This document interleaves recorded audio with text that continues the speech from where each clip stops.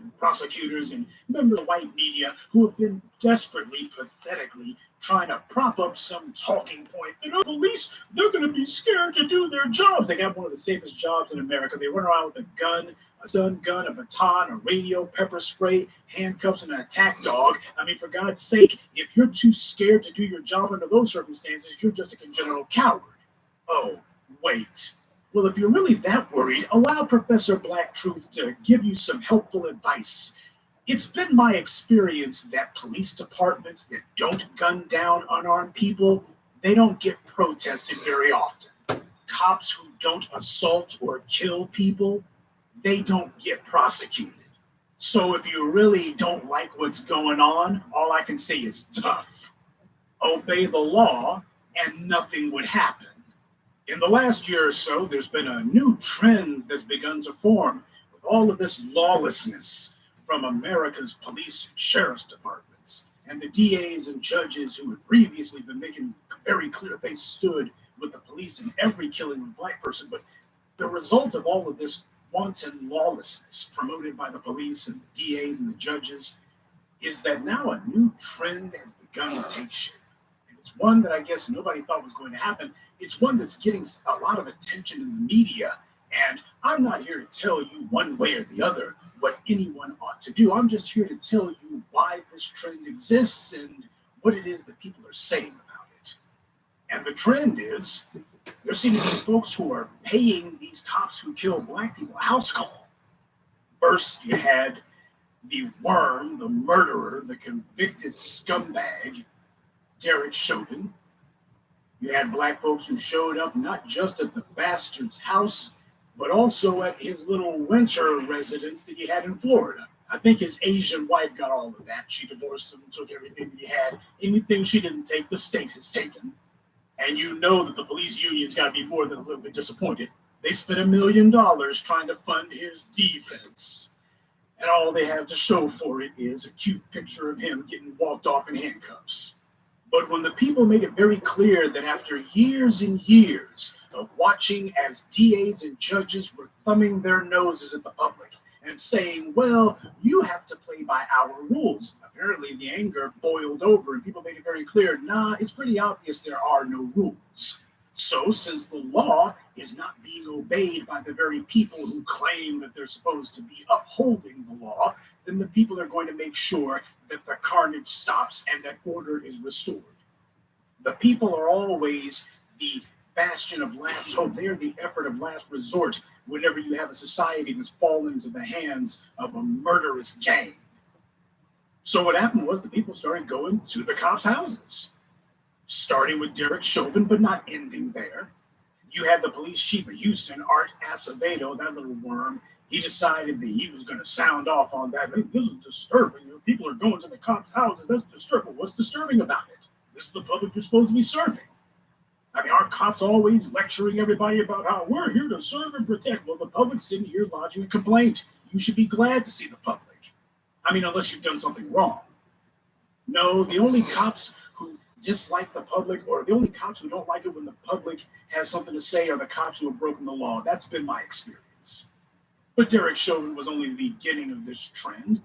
Next, you had that little white supremacist calling himself Jonathan Pentland. He used to be a soldier. I'm not sure if he is anymore, but apparently he was an instructor of sorts with the U.S. military. Now what he is on the run. He called himself bullying a black man who was walking through the neighborhood. And his little shrew of a wife called herself videoing the whole thing. Now, of course, you would think that after January 6th, these little inbreds would have learned you really don't want to video yourself doing these crimes. But that's the thing. They know that the sheriffs, the police, and the DAs and such are all on their side, or at least that's what they thought. And what they also thought was, oh, well, I'm insulated against punishment. Well, if by punishment you mean that the racist police or the racist sheriffs or what have you, that they're not going to hit you with any sort of hard penalties, well, if that's your idea of punishment, sure. But punishment doesn't just come from one source. It can come from a multitude of sources that you have absolutely no control over. And that's what old Pentland, the skinhead, found out the hard way when half the town showed up at his house. They got turned up, and next thing you know, he wound up running. Well, like, I guess he's gonna have to get a new shirt. A lot of people in the military, especially the white supremacists, wear shirts that say these colors don't run. Yeah, well, he ran, and apparently he had to take his family with him. How very dignified. So they ran him not just off the block, they ran him out of the neighborhood. It wasn't the black man who got run out of the neighborhood, it was him. And now you got the police trying to calm things as, well, we've charged him. Not hard enough. You're giving him like some sort of little $500 fine. That ain't good enough. So the days of the police deciding, well, we're going to tell you whether or not we think he should be charged. The public deciding, no, forget about that. This is what happens when the police and the DAs and the judges and the white media cheerlead and promote a culture of lawlessness. The murder of Mike Brown, that was lawlessness. The murder of Tatiana Jefferson, that's lawlessness. The murder of all the black victims of police violence at the hands of a bunch of white supremacists with badges, these are acts of lawlessness that erode and destroy whatever willingness the public is willing to put forward to, quote unquote, let the system work. But there is no such thing as a system. There's people who have decided that they're going to go in one direction or another. So people just decided they had enough of it. And most recently, the murder of Daunte Wright. News of the manslaughter charge came as a ring of concrete and steel barricades went up outside the suburban home of 48-year-old Kim Potter. Officer Potter, her husband, and 2 sons moved out after their address was published online and threats were made to burn it down. Video obtained exclusively by DailyMail.com shows the barricades being erected, followed by taunts from a passing pickup. Why are you not protecting the murderer? They were apparently very concerned that Minnesota is becoming a very hot place for the white supremacists. People are not waiting to see if what concocted excuse the police are going to come up with. So what the folks decided to do was they said, well, you know what? We're going to visit her house too. Apparently the authorities decided we know how this is going to go. So they decided to call in a construction company, and the city had its own barricades, concrete barricades put in front of her house, and they put up fencing around her house. And according to the city of Champlin, they spent $9,000 just to put up the concrete barriers and the fencing at her house alone. No word on what the daily costs are, but that's what they said. A spokesperson for the city said that they're trying to seek reimbursement. They can start with the police union. Those scumbags are always good for the money. But that's what they did in the case of Kim Potter. They already decided, we saw what happened with Derek Chauvin, and we saw what happened with that Pentland character. We see a distinct pattern for him. By the way, they're not the only ones. The so-called prosecutor in Hennepin County, that guy, he wound up having to sell his house and leave.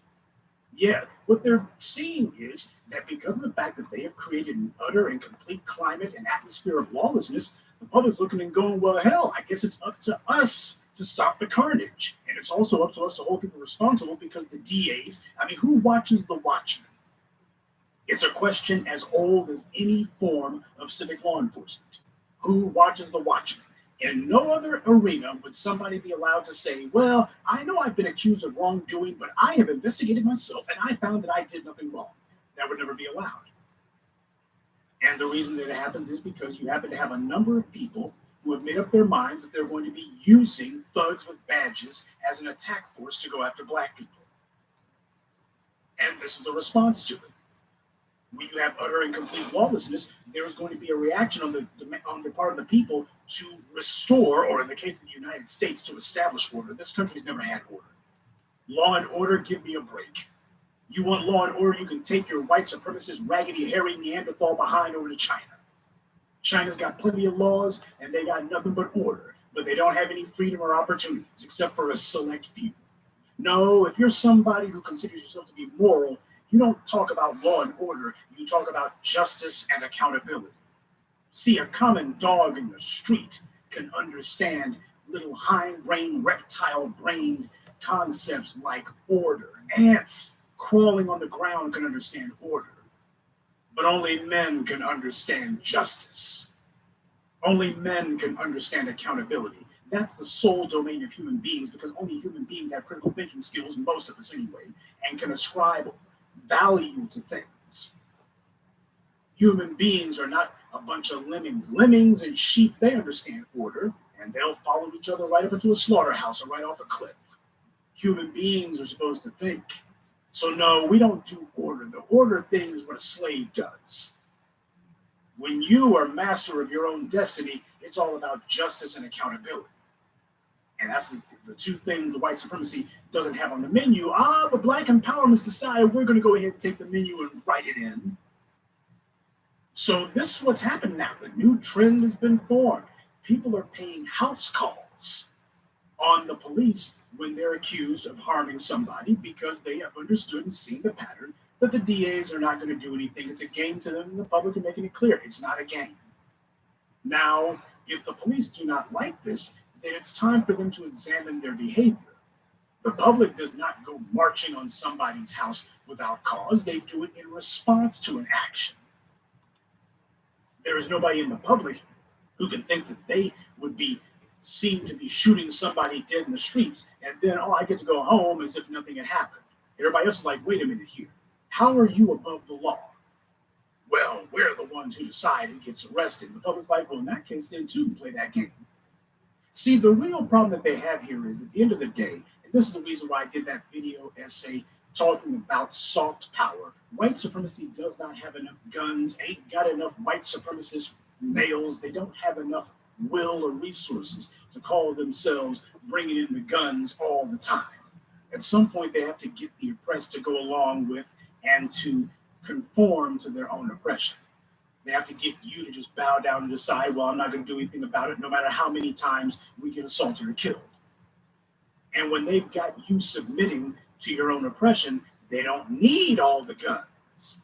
They get to save a lot of money. Why the world should they be spending $9,000 to barricade the house of a killer when instead you'll hold yourself in check while they kill you all the live long day? That's what they thought things were going to be. But what happened was people inevitably get tired of being ducks in a shooting gallery and they say, damn it, enough's enough. And that's what's happened here. The reaction that you've seen from the people, this is not lawlessness. This is the restoration of order. And what's happening is the police, for the longest time, they were thinking to themselves that maybe they could find a way to wriggle out of this. This is what the Chauvin verdict was really about. It's about trying to get the heat off of themselves and get people to go back to sitting on their hands and be conforming to wait to see what the cops are going to do. Wait to see. You're going to go back to submitting and you blew off some steam and that's going to be the end of it, right? They're like, no. What's going to happen is, as we saw with the case in Ohio, where the police shot that 16-year-old to death, you saw the cops immediately put out the video.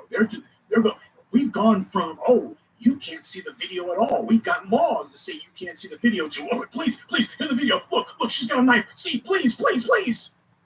So as we see, the police have gone from defying the public to complying with the public.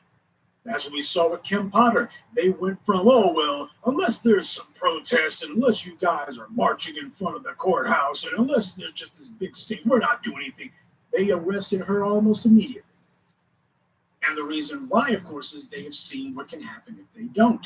They have understood that what's happening is if people are willing to go to the local police station and get turned up, what do you think is going to happen when they're coming to your houses? Obviously, the situation should never have had to get that far, but what happened was the police and the prosecutors, they decided that they were going to play a game of chicken with the country. They were going to play a game of chicken with the society. We're going to see which one of us blinks. Well, the citizens didn't blink. It's as I keep telling you, the only law is whatever the people are willing to obey. The operative term there being willing. Because at some point, people, if they just decide that the laws are disadvantageous towards them, they're just going to start ignoring them. If the people see injustice and lawlessness, and they see the very individuals who claim that they're supposed to be enforcing and upholding the law being the ones who are the criminal class of the society, then what's going to happen is people are going to have a natural reaction of, we must have order, we must have something resembling civilization. I mean, for God's sake, nobody wants to live in a freaking meth-infested trailer park masquerading as a country. But that's what white supremacy has attempted to inflict upon the nation. And now you got people who are pushing back. The people know injustice. They know when the law has been broken. They also know, as we saw with the case of Breonna Taylor, you had that worm, Daniel Cameron, doing exactly what Bob McCullough did in the murder of Michael Brown, decided that he was going to rig the grand jury and instruct them not to indict. And even if you do, well, I'm telling you right now, I'm the one handling the case, and I'll tell you right now, that's not going to stick. If you try to go for any harder charges, they wouldn't work, and I know they wouldn't work because I'm the one who makes sure they don't work. You would never be successful. If you try to force me to actually prosecute these killers, well, I'll tell you right now, I don't think the case would actually work because I wouldn't even attempt to prosecute. That's what he made sure the message got across loudly and clearly. So what happened was the jurors said, you know what, to hell with the law that says we can't say anything, we're speaking out. So what the white supremacists, especially the ones with badges, are finding out is the people are no longer deciding that they're going to sit on their hands and see if the white supremacists punish each other. That is the restoration of order. That is when justice is being established. Justice is the righting of a wrong. And if the system decides, well, we're not accountable to the people, then the people, it is imperative that the people make the system accountable. There is no law, and even if there was a law that said that you have to submit to oppression, only a fool would actually do that. You do not sit on your hands while you're being killed, while you're being assaulted, and somebody's trying to establish the principle that you should be killed or assaulted with impunity. And the individuals who do it, well, at most they'll get a slap on the wrist. No, justice has not been done until the people say it has been done. There's an old saying that it is not enough for justice to be done. Justice must be seen to have been done. In other words, it's not enough for you to say, well, we did justice in this case. It's only justice when the people look and say, okay, we are satisfied with the sentence that has been imposed. Unless the people are satisfied with it, you can go ahead and try all you want to do half measures and, we think Amber Guyger's 5 years in that little artificial ceiling that they were trying to put in place, that little artificial maximum sentence. That's the reason why you had Ben Shapiro, who was all butthurt.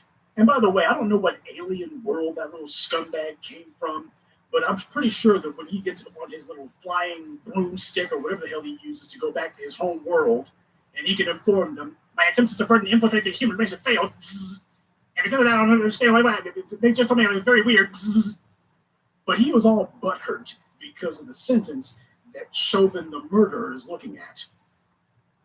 Yeah, I made 40 years. I understand the 40 years. 40 years is excessive. If there's really, I can understand other charges, but the other charges are excessive. I don't understand. There's more justice. He was all butthurt about it because he understands they've gone in only less than a year, gone from their artificial ceiling of 5 years being the max to 40 years overnight. And they're looking and going, this is a dangerous precedent. How can this be? Because once that's done, it's like, whoa, people are going to be expecting this all the time. And the people have shown that they're willing to take to the streets to make sure that gets done. You see, in any other instance, whether it's Hong Kong or the French Revolution or any sort of action that white supremacy approves of because it forwards and promotes their interests, they're fine with people taking to the streets. Hong Kong's got riots going on. Those are not uprisings over there. Those are mostly American and British-backed little riots that are taking place in Hong Kong. But they're fine with it because China's an economic rival and potentially a military rival on a long enough timeline. And this is an attempt to undermine the internal politics of China right in their own home. This ain't even on their doorstep. This is in their own home. Destabilize and undermine China, have a bastion of American-friendly Western capitalist dogma and strident Americanism, strident Westernism right there on China's shores. That's what this is meant to do. It's meant to tell China, we decide, we can influence what your politics are, and there's nothing you can do about it. So they're fine with riots as long as it's in their interest. But the second that you got people who are saying, hey, there's going to be uprisings, and what's the difference between a riot and an uprising? Well, I posted for you on Twitter what a riot is. You had 1,000 white kids at Oklahoma State University who overturned half a dozen cars, trashed the place for something that they call Crit Fest. Apparently they do this, I think it's annually. They get together to riot. The police didn't arrest anybody. They're breaking windows, trashing the place. It looks like a doggone hurricane passed through. That's a riot. An uprising is in response to injustice. People who are under threat, who have made it very clear, we're throwing off the chains. Ain't going to be any more of these killings, no more summary executions, no more of these beatings and assaults without penalty or redress. We're throwing off the chains. That's an uprising. And how is white supremacy supposed to keep black people in check and keep black people submitted if they refuse to be submitted? How is white supremacy supposed to keep black people held down and black people make it clear, I'm rising up? The people have given the police and the DAs and the judges every opportunity that there is.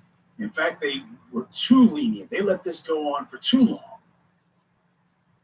And as a result, what finally happened is the inevitable. You had white media outlets, including YouTube, who thought to themselves that if they just banned enough people, blocked enough people, if they just censored enough videos, that hopefully nothing would happen. Because as I keep telling you, behind every illegal and unconstitutional law, behind every illegal and unconstitutional court ruling, there is the credible threat of state-sanctioned violence. That's what the laws are, basically. The laws are one of the things that white people in power have agreed upon that they'll call the police for to have them kill people if necessary in order to enforce. What are the things that we have that we're willing to put the violence of the state behind? That's what the laws basically are. What are the things that we're going to put the violence of the state behind? And what's happening is the people are realizing that nobody's going to give them permission. Nobody's ever going to give you permission when they've been abusing you. They're never going to say, well, you have my permission now to live your life free from abuse, free from the threat of death, free from fear, free from harm, free from deprivation. Nobody's going to give you permission to live your life free. You got to take it. And you got to take it by making it very clear to the individuals who are attacking you and abusing you and depriving you of the formal opportunities that exist, to make it very clear. I'm not going to be deprived of what I should have, starting with my life and my safety and my security and peace of mind. And I'm prepared to fight for these things. When you make it very clear, I'm going to fight to make sure that I can live safely. I'm prepared to fight in order to make sure that nobody can kill me and that nobody can harm me. When that happens, all of a sudden these oppressors start asking, some new calculus has to take place. Because the old calculus was harming black people, killing black people was a victimless crime. You could do it for free. There was no cost to be paid. Now they're looking and going, man, you'll lose your job. They'll come to your house, so you'll lose your house. You'll lose your freedom. What else could you lose? They're not they're not playing the game of, well, let's see if these guys are ever going to change. They're like, no, we're going to take control of the situation. So that's the new trend. That seems to be the new normal now. I mean, you saw what happened with that little skinhead Pentland. He's not a cop, but people went ahead and turned up at his home anyway. What was the first thing that happened? He ran. So it's not just the police who the people are making it clear they've had enough of. They've had enough of white supremacist violence, white supremacist lawlessness, and the people are restoring order. The people are restoring the rule of law. The people are restoring and establishing justice. That's what's happening here. And this is something that white supremacy didn't calculate having to contend with, because the old calculus was, we're getting it for free. Now they see it carries a heavy price.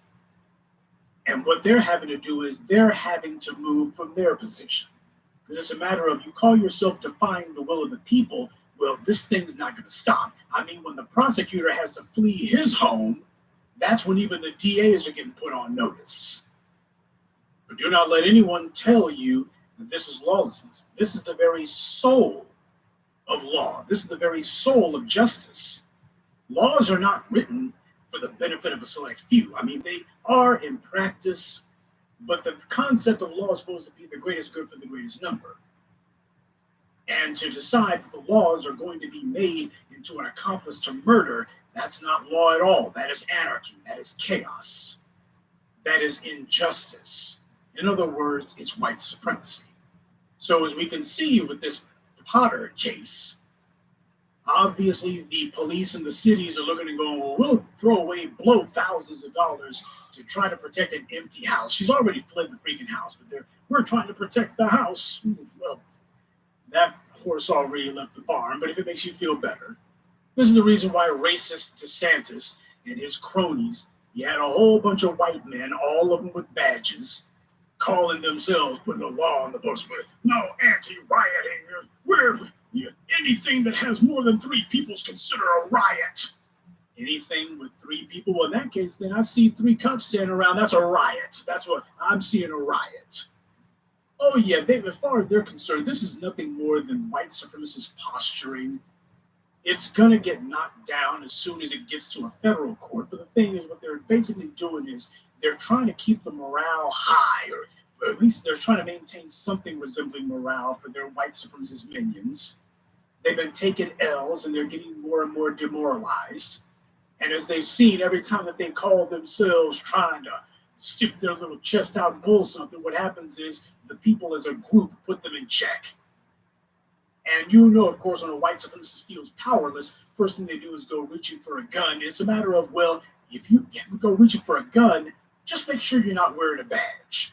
Because if you're wearing a badge, that's going to be a problem for you. That badge is not going to keep you from being punished. And in the case of that Pentland skinhead, he no doubt thought to himself, well, the people, they only come to protest at the cops' houses. I'm not a cop, so I'll fly under the radar. Nobody will know. I'll fly under the radar. I'm so smart. And what the people showed him was, no, you can get it too. So that's what's going on now. That seems to be what the new trend is. Paying people a house call. But as you see with the case of Chauvin and with the case of Potter, look at the lengths the city's willing to go to in order to back up these people. $9,000 plus to put barricades around an empty house. This is supposed to be something that I guess makes a statement of some sort. Yeah, the statement that it made is the people are paying too much in taxes. The citizens should sue that city. This is malfeasance. This is a waste of dollars. I mean, you put 2 cop cars out in front. What the hell are the 2 cop cars going to do that the barricades won't, and vice versa? What the hell is a piece of some stone slabs and some chain link fence going to do that 2 white supremacists with guns aren't going to do? This is a waste. So I guess to them, they're figuring this makes a statement. Yeah, but the statement that it makes is that obviously the power of the people has reached them. They got the message. And the message is that if you go calling yourself gunning down unarmed people, then what's going to happen is nobody's going to City Hall anymore. Nobody's going to the police station anymore. They're making house calls now. And if you don't want a house call, it's real simple. Obey the law and nothing will happen.